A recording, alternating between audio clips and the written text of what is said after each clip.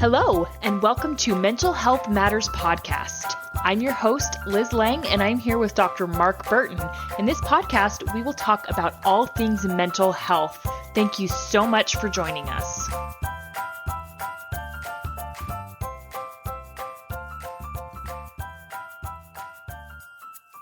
Hey guys, Liz Lang here with Dr. Mark Burton, and this week we're going to get into families of origin.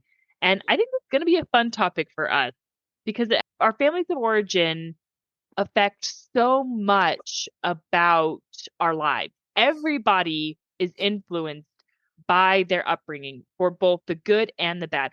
So we're going to start off by defining what our family of origin is. Well, in simple terms, I think it's just, the two parents or one parent. If you grow up in a single parent home, your siblings, or maybe if you're an only child, so it's the family to which you're born into, or if you've been adopted, then your family of origin would be that adoptive family. I think also that I certainly have clients who were raised by grandparents. Mm-hmm. And so I think at that point, it can, your family of origin includes those grandparents, aunts and uncles also. I mean, I've had clients who were raised for whatever reason for aunts and uncles. So I don't know that you can define it necessarily as the mother, father, siblings. Yep. It's the family that you spend most of your childhood in, especially those early years. Yeah. And we'll talk a little bit about attachment, but all of this has an effect on how you're going to grow up, yes. right? Or how you are going to be as an adult. So, I mean, whether for good or for bad, who you are is affected by your upbringing. Now, I have run into this. Can I say, based on that, it may surprise you. I think it's mostly men who don't want to acknowledge that their families of origin affect them. Interesting.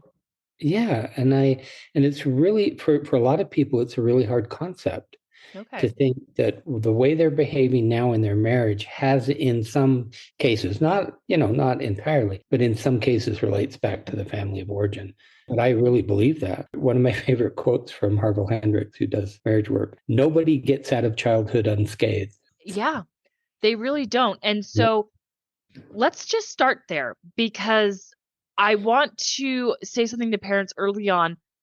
Don't beat yourself up, and especially don't shame yourself over the way you're raising your kids, because chances are you are trying to do the best you can.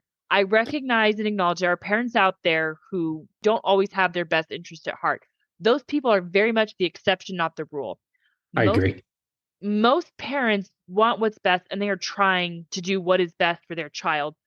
But there is a lot of research that goes back to family of origin that if your parents are stressed, and if you grew up in a stressful home with high anxiety, you will grow up to be a stressed person and to have high anxiety. Well, I think in a previous episode, we probably talked a little bit about anxiety, that like if you were to go see a psychiatrist, I think, who's a medical doctor with anxiety, they would say, oh, there's something, you were born with it. There's something different in your genes or your brain. But there's some pretty good twin studies out there where, so you have, the same DNA and you grow up in different homes and the same genetic makeup. And what they found is, in most cases, that the anxiety is learned and social learning. So that's exactly what you're talking about, is that, I mean, it can, if we grow up in a fearful home, it can be fearful. You mentioned attachment, and attachment is that connection typically with the primary caregiver that we form, the kind of a critical stage is from birth to 18 months, but, throughout childhood and adolescence, I think, even into adulthood, attachment is important. And we talk about attachment with couples all the time, which always goes back to, the family of origin and what that was like. Yep. So I agree, families of origin are important. And the one thing I did want to say is and I say this to my couples and individuals, when we're talking about family of origin, I don't blame parents. No. We talk about it as a way to understand. It's more about insight. So that you can understand what happened. Because I do agree with you. I think the vast majority of parents try to do the best job they can. Yeah. But that doesn't mean that it's always a good job.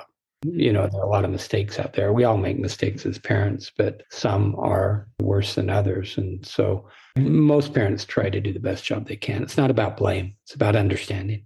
Exactly. And so, if you're a parent out there who is worried about all of this extra stress that you may be putting on your child, it's okay. And so this is something that Lindy and I have talked about that I think is so important. Children are amazingly resilient, and what they need to get through anything is they need one adult they can trust.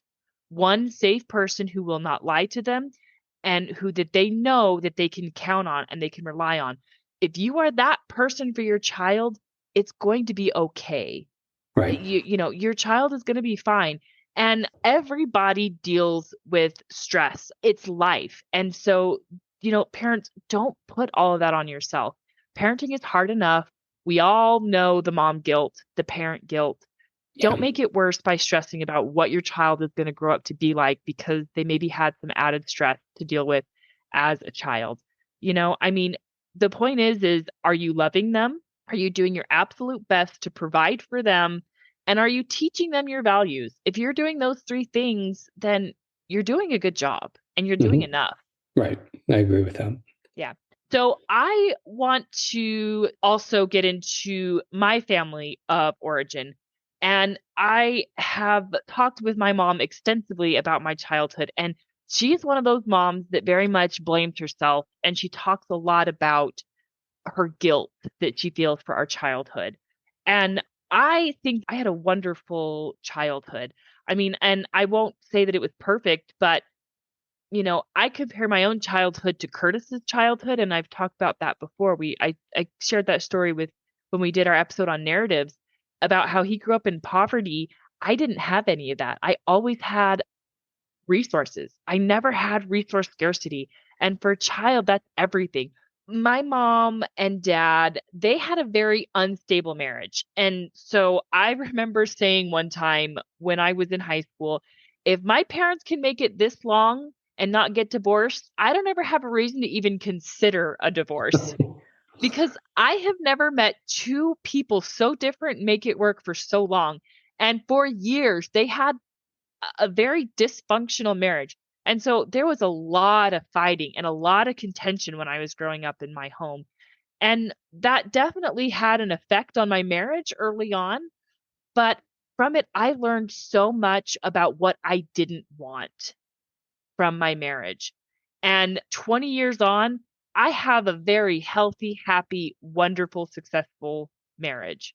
So we are not stuck. And we talked about this in our narratives episode. We are not stuck in whatever happened in our family of origin. We get to go on and we get to create our own family.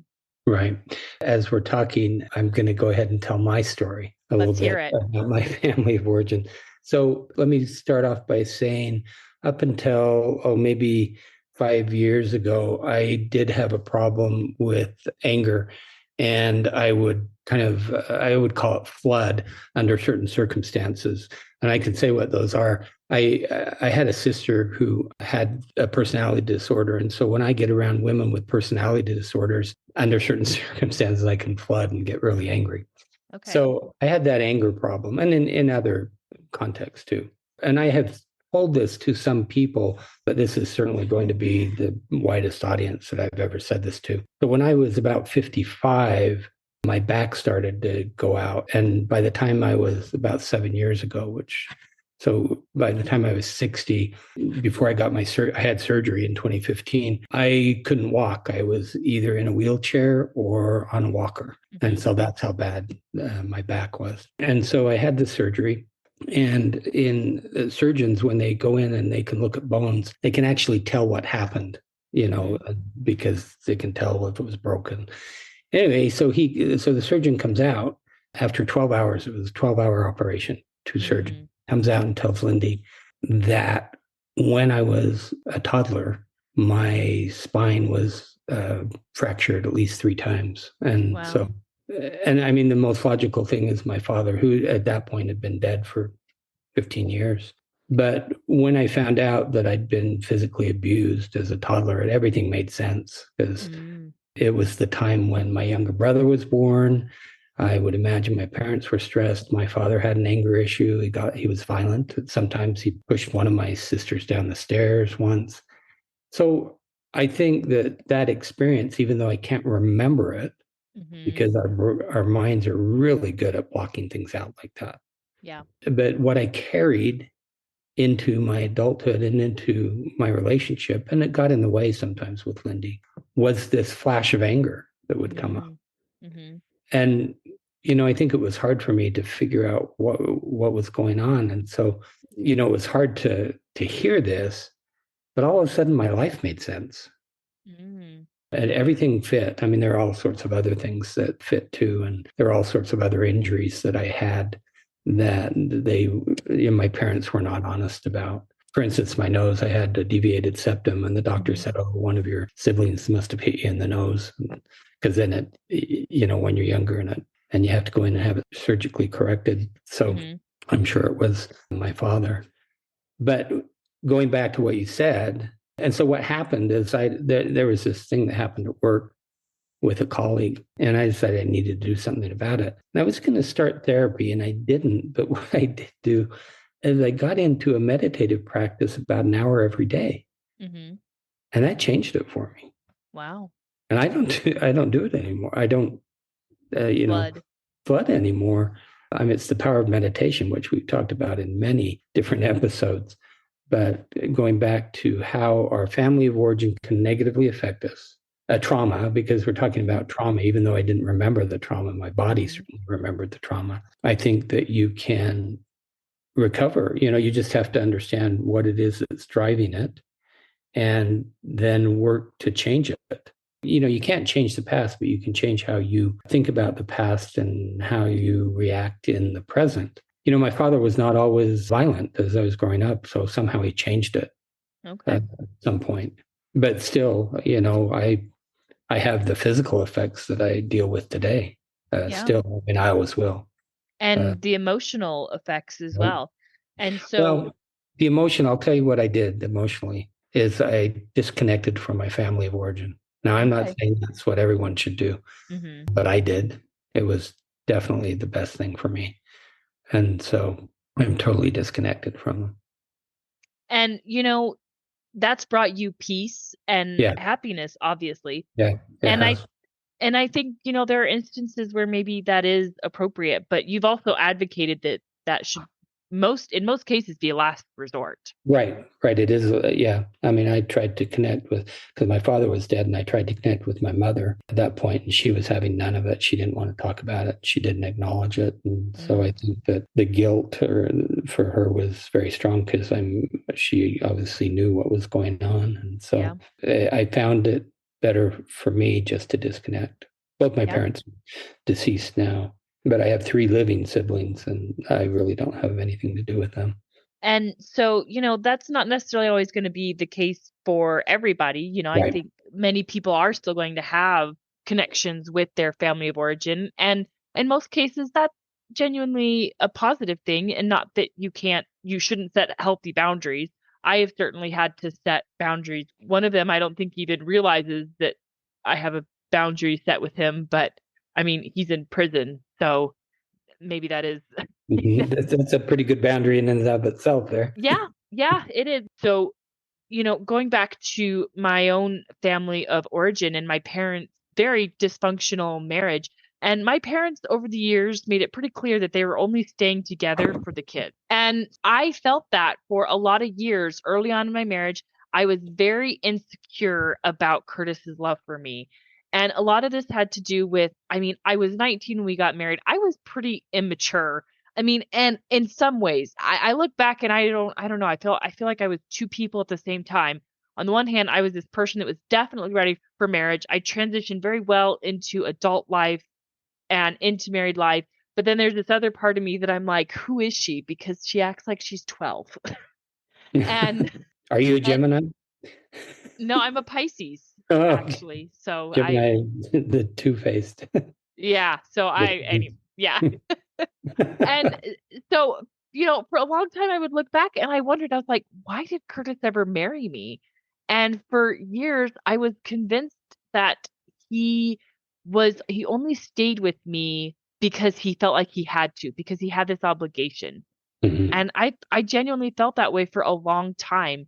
And I remember when we first got married, I was really worried that we would sink into that same indifference that my parents had.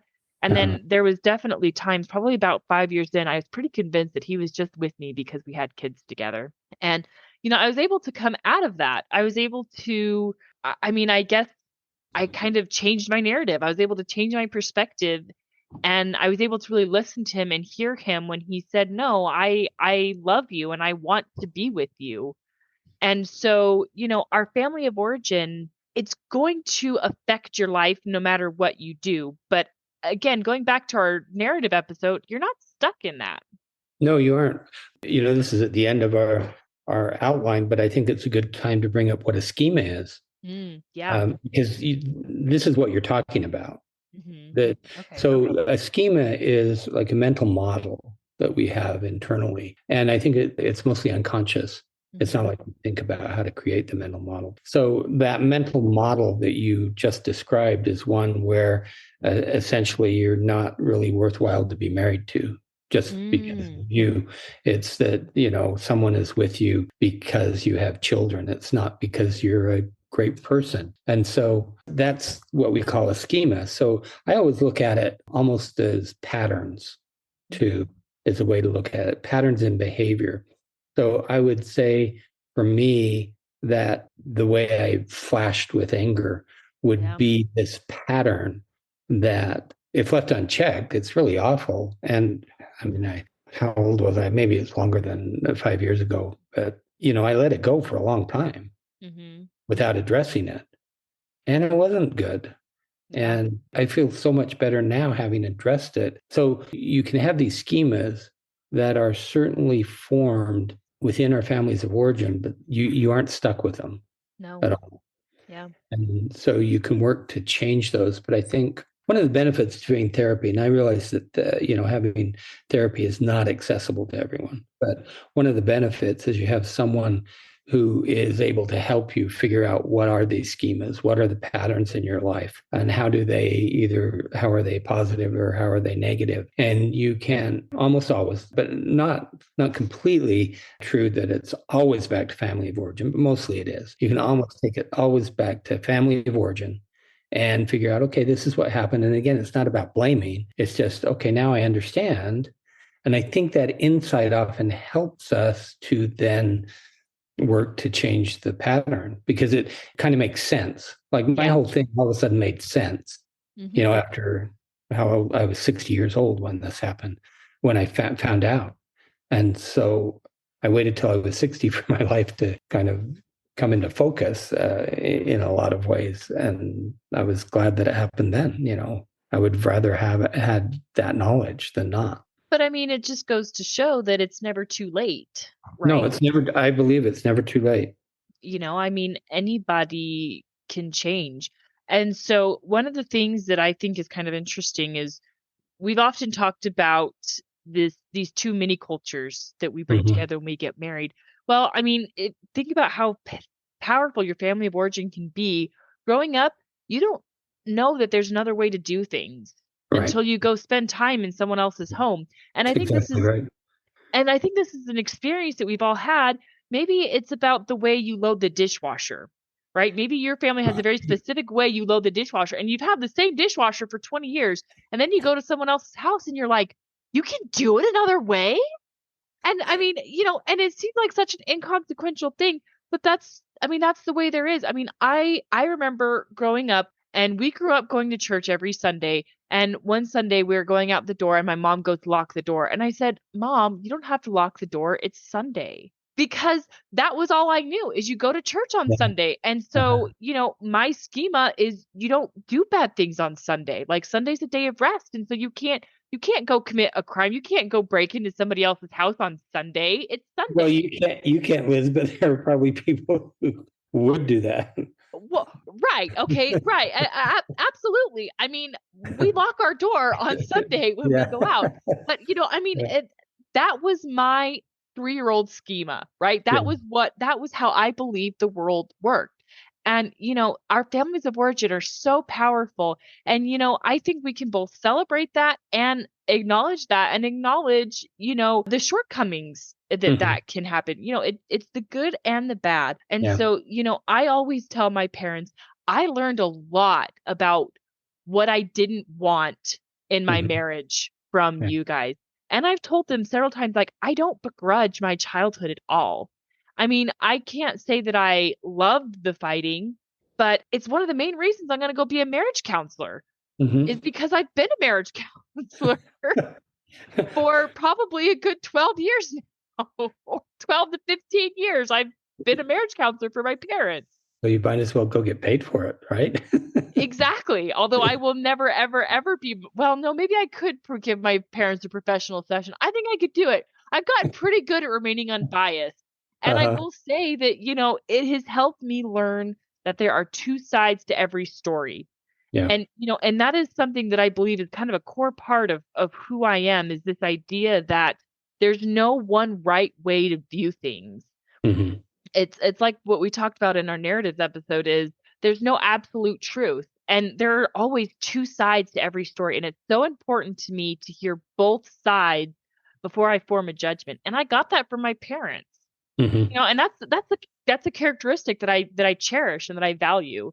So, find the positive, find the good in your family of origin. Right. And so, people come together and they get married.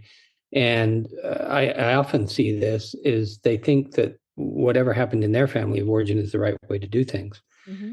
And so you really do have to be flexible and not rigid. And I see a lot of people who end up getting married who are more rigid, and it causes conflict because, it may just be one person who's rigid, but then everything has to be done their way.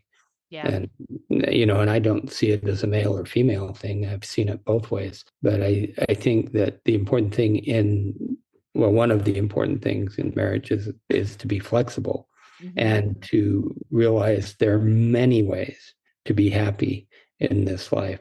And there are many ways to load the dishwasher. Yes. And I don't know, maybe there's a better way, maybe there's a worse way. But really, in the end, most of the things we deal with day to day don't matter that much. Yeah. They really don't. So I'm thinking of schemas and the ones I see. And often I think this is another schema that comes from family of origin, is some people will think they're always right. I don't know if Mm. you've run into those types of people. And I actually will ask couples because you can kind of sense it when you're having the interview. And I'd say, does one or both of you think that you're always right? And they'll acknowledge it, because you kind of pick, okay, this guy's thinking he's always right. Hmm. And yeah, in the end, they say, yeah, I think I'm right. You really have to work hard to change that schema Hmm. because it's pretty powerful Yeah. that you're the right one, but it sure doesn't work in a relationship. And so again, that's one of the ways that our families of origin tends to influence us. And so, as you're working out your marriage and if you're in relationship therapy, it's always part of what we deal with Yeah. is going back to family of origin. I think I really like that part of the work because often just by asking questions and being curious, it often helps the person that you're working with to have those aha moments. Yeah. And like for me, at 60, all of a sudden my life made sense and it felt good. For a lot of people, all of a sudden they can have talked before about that coherent narrative that I think we Hmm. all want. And I think part of that, I don't think you can have a coherent narrative unless you're really introspective and really willing to look at what did I bring from my family of origin into the current relationship. Hmm. And so you mentioned attachment earlier, and I just Yeah. wanted to say that attachment can be really critical to talk about in any type of marriage work. I use an attachment assessment, and I think we've got a link on one of our shows. And I think it's a really interesting thing for every couple to do. It gives you a lot of good information. And so you don't have to be a therapist to do this, just go online and take it and then look at it together. And I think you'll find it to be very interesting. And so attachment forms in, you said it's kind of that critical period is 0 to Yeah, 18 months. And so 18 months. how attachment forms is, you have this baby that can't do anything for itself. And so, the primary caregiver, they're often going to attach. It creates a bond of trust. That's why it's so important for dads to be so involved, to be Right. changing the diapers, to be as much as they can involved with the feeding, because it helps develop an attachment. Right. And so, in simple terms, I think this is a simple way to describe it, that it is the appropriate response to an unspoken need of the baby. Hmm. So, Yeah. if you're really in tune with the child, most parents will be able, certainly mothers, I think, are good at this. This is the hungry cry. This is the I'm wet cry. This is the, I'm tired cry. And so, the attachment really in those early months is formed when the parent responds appropriately to that, whatever, input they're getting from the kid. Hmm. Uh, and so when you don't respond at all to the needs of the child, that's when there's no attachment or the attachment doesn't form. Or, if it's inconsistent, if you are inconsistently responding to the needs of the child, then that can be damaging to attachment. But I agree with you about fathers. I think, and I hope this is changing, say from 50 years ago, for fathers to be really involved, to know what it's like, bathe your child, feed your child, put Hmm. your child to bed. The research shows this is specifically for fathers. If you want a strong relationship with your child of either sex when they're an adolescent, it starts when they're a baby, when they're an Yes. infant. And it starts with what you're doing with the infant. Yeah. And so I think it's entirely about attachment in that way, that you start that for a father to get that. And and a lot of fathers, it's harder for them to be involved with the feeding, especially if the mother is breastfeeding. And I know I had an issue with my last two. They refused to take a bottle. Mm-hmm. And so Curtis couldn't really be involved with that because if they refuse to take a bottle. And so, but there are certainly other ways that you can be, I mean, there's diapering or holding when they're crying or when they're upset. And so if parents are listening to this and they're thinking, I can't tell the difference between my baby's cries, sometimes you might have a colicky baby or you might have just a discontented baby. My son, my youngest, was a very discontented, fussy baby. And I couldn't distinguish his cries, and he was my third. And Mm-hmm. so, don't feel like you're ruining your attachment if you don't instinctively know, oh, this is that cry. The point is that if your baby is crying or if your baby is upset, that you're there. Well, That you respond to it in some way. in some way. Yeah, Yeah. and that's going to continue throughout their life. I mean, how many times has a toddler come to a parent and they're demanding something and you have no idea what they're talking about, especially as they Right. develop speech? I Yeah. remember going through a phase with my youngest very recently where his speech was developing faster than I could keep up. And so he would learn this new word and he'd start demanding these things. And I'm like, I have literally no idea what you want. But I was there and I was Mm-hmm. listening and I was trying. That Yeah. is attachment and that creates bonds. So that in that way, family of origin is really important, around Yes. attachment, around the formation of schemas, how we trust, Hmm. which is really about attachment, how we trust, but then trauma throughout the lifespan can rupture trust, Yes. certainly. Hmm. And so, it's important to acknowledge that there are certainly traumatic events that happen. But again, in the trauma, we know that trauma changes the brain. Some of the things that trauma creates: shame, guilt, Hmm. fear, those types Hmm. of things, hypervigilance.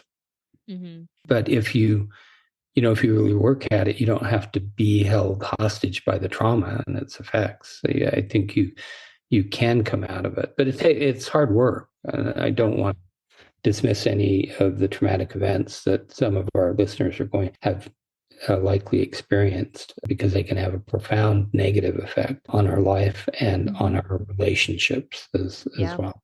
But one takeaway that I want to maybe give everybody hope is you can have a difficult childhood and go on to lead a very happy, healthy, normal life. I mean, Right. the experience you just shared, Mark, of you Right. dealt with abuse as a child.